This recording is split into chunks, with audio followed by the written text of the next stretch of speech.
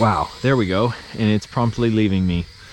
Well, it's kind of, well, nope, okay. And it just kind of goes in circles. Come down, come down. Uh-oh, uh-oh. Like, it definitely is cool. I mean, you could have this thing like upside down and just toss it like that. It does kind of help, like, to keep from, uh-oh. What happened, Lolly? We've got the UFO, what is this? The UFO1 from Power Your Fun. And that rhymes, so you know it's true. I like the little geared things here. That's pretty cool. It's kind of exposed. Also not cool because it's exposed, but it's cool that you get to see it. All right, let's put a little battery in this baby. This is going to be the first flight ever. Just a little test flight so you can see my reaction to this, which I don't think will be too crazy, but you never know. Let's try it out. I think I know how this thing works. Not too bad. Definitely hear that high-pitched whine of the gears. Wow. Oh no. Oh no. Oh, the blue is in the front. Okay, I had it backwards. So to turn this on, we need to, I guess, just press it. There we go. It's blinking, and I think blue is forward. I wish that was a little easier. Okay, now we got to turn on the transmitter. There we go. And we go up, down, and we should be ready to take off here. We've got little brushed motors controlling a geared, oh my, come back here, buddy. It must have been way off in the calibration. We do have a slight breeze. Could just be the breeze we have going on here.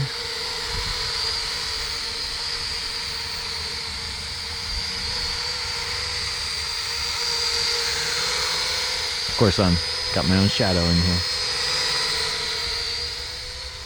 Okay, I think it is a little bit of the breeze, but anyway, it's fairly responsive. Let's see, let's increase the, we'll tap this button to increase the sensitivity, basically, so I have more control. Tap it again to get the most amount of control. Ooh, how far can we go? That's decently far for this.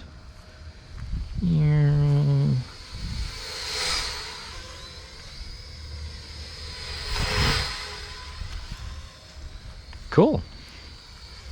So yeah, I mean, not bad for learning the controls and stuff. It's not, it's pretty locked in. And you probably shouldn't fly this close to your face.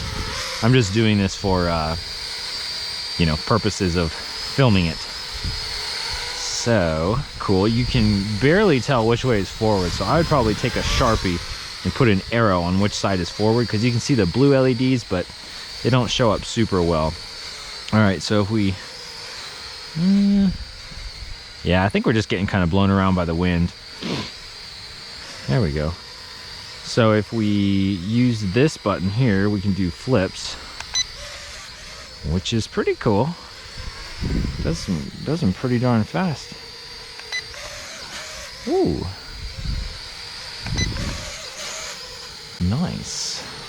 It does also have, it's supposed to have headless mode.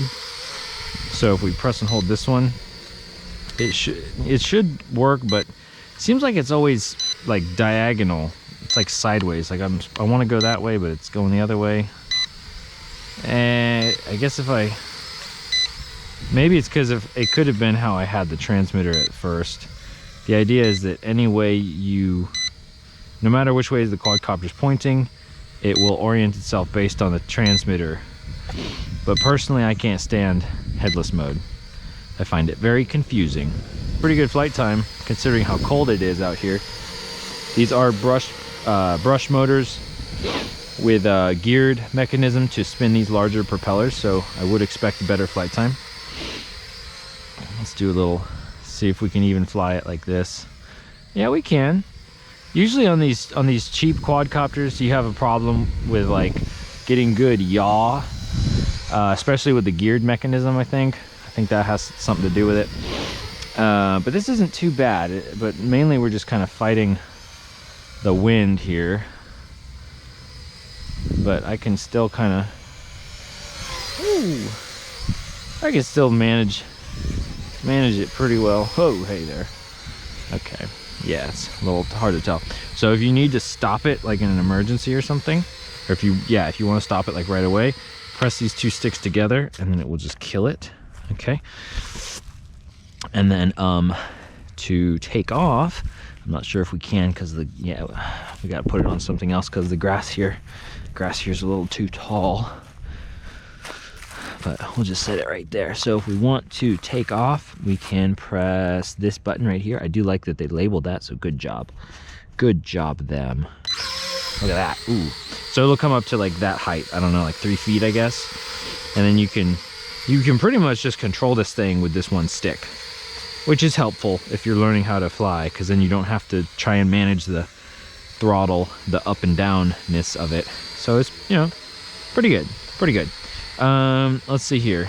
So also, like I showed you, we can just bring it all the way down and then it will land, and you want to just keep holding it down like that. This thing should automatically land when the battery gets low, so let's try that out.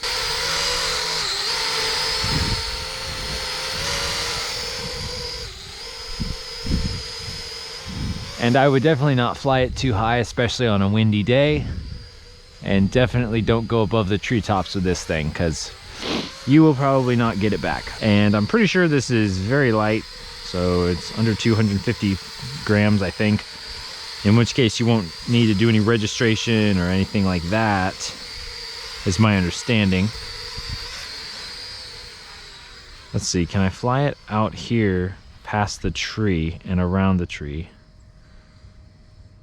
Yay! It's coming right towards us.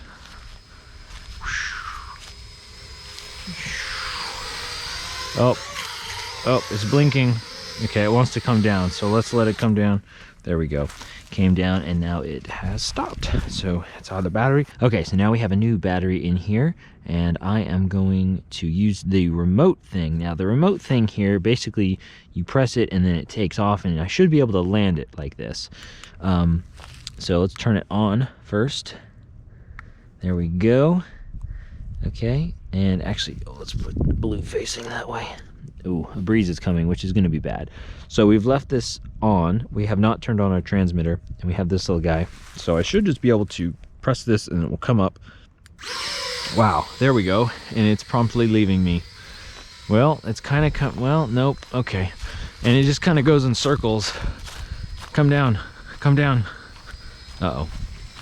Uh-oh. There we go. Whew. Oh, yeah, don't do that outside. And the other thing that it has is it has toss to take off, so it will automatically start flying when you toss it.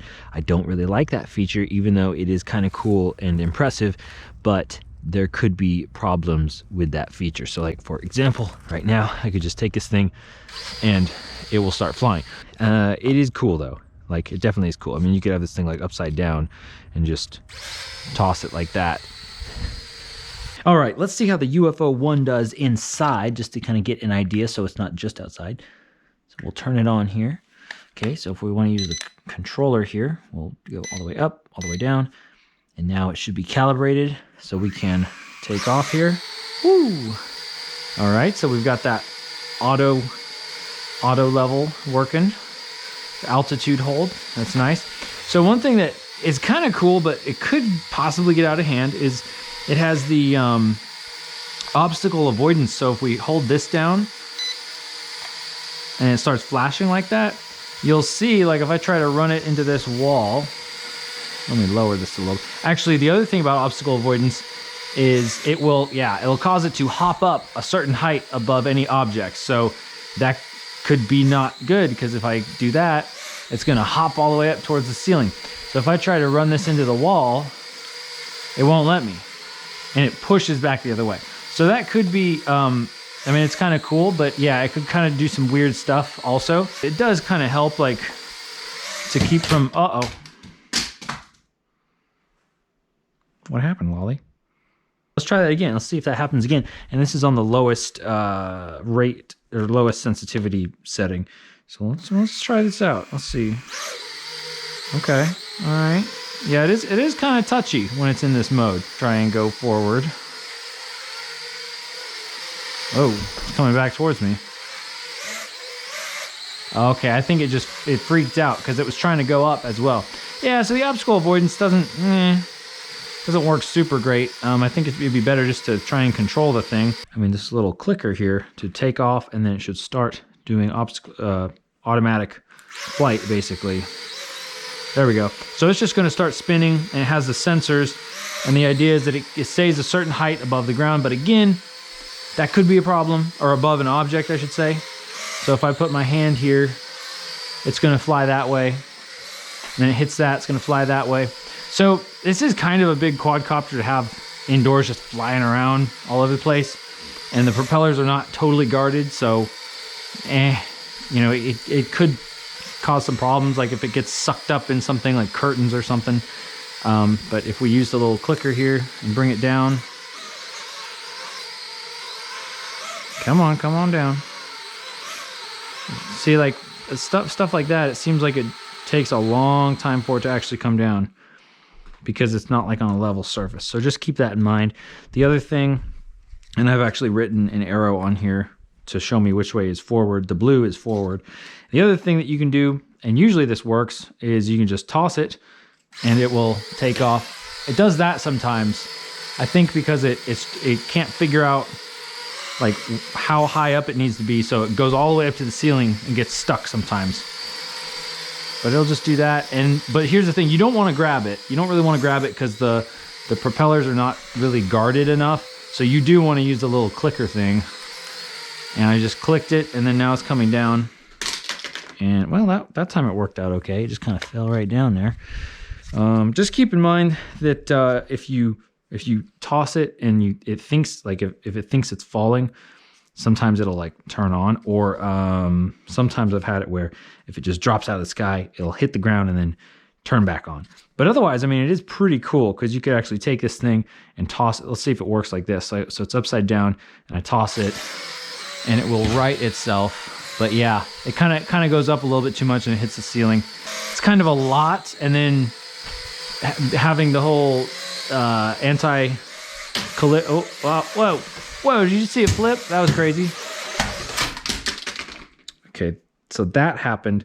That's kind of like what I was talking about, where it's like it could kind of get away from you and just kind of like bounce around indoors. So personally, I'm not crazy about that because the propellers are kind of large and they're unguarded. So that's just something for you to keep in mind there. And I think in a bigger space, this would definitely be better. But, you know, let's be real. I mean, how big of a space are you going to have to fly something like this? So I would say you're probably better off just using the controller, flying this thing around, and having a good time with it, and being able to actually control this thing. Pretty cool. But when you're first getting started, I would definitely just maintain the same orientation for the quadcopter. So move with the quadcopter. But once you get more advanced, you can kind of try controlling the quadcopter and flying towards you and sideways and that sort of thing. There we go. So it is actually pretty agile for what it is. Agile.